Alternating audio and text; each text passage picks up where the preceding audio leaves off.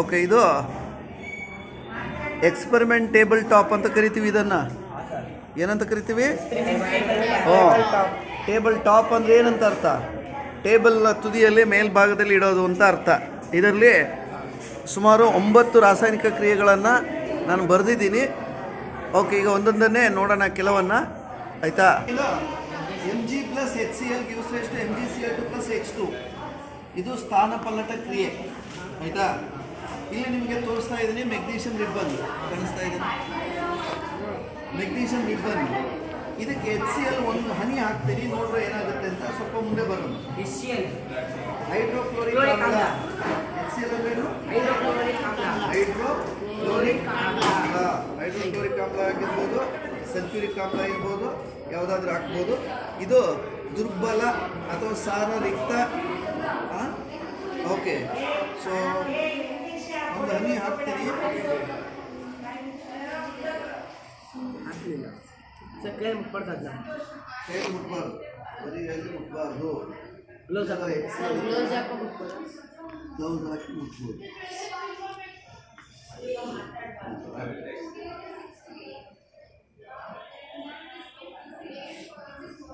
Table top ಮೇಲೆ ಹಾಕಿದ್ದೀನಿ, ಒಂದಲ್ಲ 2-3 ಹಾಕಿದ್ದೀನಿ, ಆಯಿತಾ?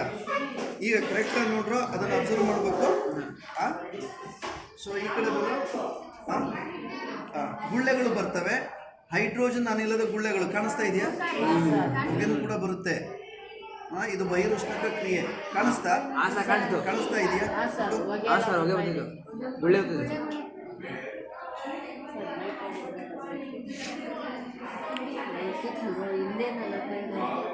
ಓಕೆ, ಆಯ್ತಾ?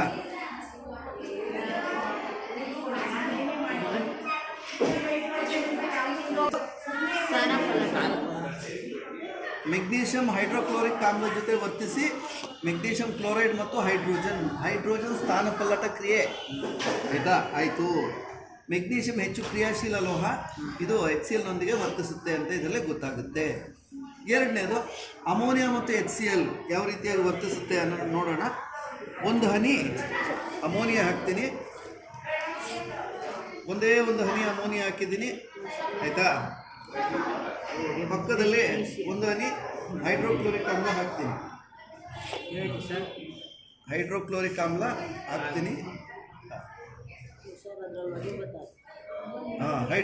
ಆಮ್ಲ ಗಾಳಿಯಲ್ಲಿನ ನೀರಿನೊಂದಿಗೆ ವರ್ತಿಸುತ್ತೆ, ಹಾಗಾಗಿ ಹೊಗೆ ಕಾಣಿಸ್ತಾ ಇದೆ. ಅದರ ಜೊತೆಗೆ ಅಮೋನಿಯಾ ಜೊತೆ ರಿಯಾಕ್ಟ್ ಆಗ್ತಾ ಇರೋದು ಗೊತ್ತಾಗ್ತಾ ಇದೆ. ಅಮೋನಿಯಾ ಜೊತೆ ರಿಯಾಕ್ಟ್ ಆಗ್ತಾ ಇದೆ ಇಲ್ಲಿ, ಆಯಿತಾ? ಹೊಗೆ ಬಂದಿರೋದು ಅಮೋನಿಯಾ ಮತ್ತು ಹೈಡ್ರೋಕ್ಲೋರಿಕ್ ಆಮ್ಲ ವರ್ತಿಸಿದೆ,